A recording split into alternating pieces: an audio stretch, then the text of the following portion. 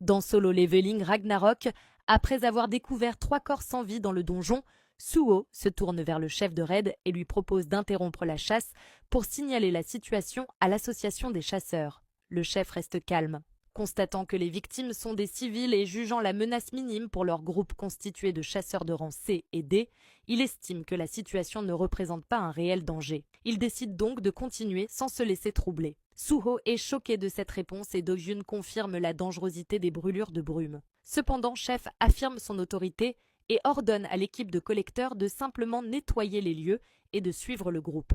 Do-Hyun soupire à l'idée de revoir ses créatures, tandis que Suho lui conseille d'utiliser sa compétence d'agilité et de fuir immédiatement si les choses tournent mal. Une sensation de danger imminent plane dans l'air. Des cris glaçants retentissent dans la pièce. Ils viennent des brûlures de brume dont les yeux brillent d'une lueur étrange.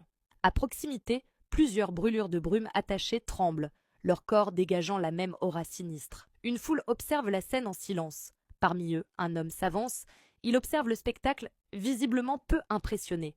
Puis, se tournant vers son subordonné, il demande des nouvelles de l'approvisionnement en carburant. Un homme en cape s'approche, la voix teintée d'irritation. Un problème est survenu. L'obtention du carburant devient de plus en plus difficile. Il envisage de contacter un certain humain pour établir un nouveau fournisseur. À ses côtés, un humanoïde à l'allure bestiale pousse un grognement frustré. Le besoin en carburant est urgent. La chute de la guilde des hyènes, leur principal fournisseur, a provoqué un contretemps inattendu. À ce rythme, leur usine accumule du retard dans la production de poudre d'étoiles. L'homme au crâne de bête lève les yeux et aperçoit les chasseurs qui arrivent. Un timing parfait, vu leur besoin de carburant. L'homme au visage bestial déclare qu'il est temps d'agir. Il se prépare au sacrifice nécessaire et à l'invocation de ses semblables.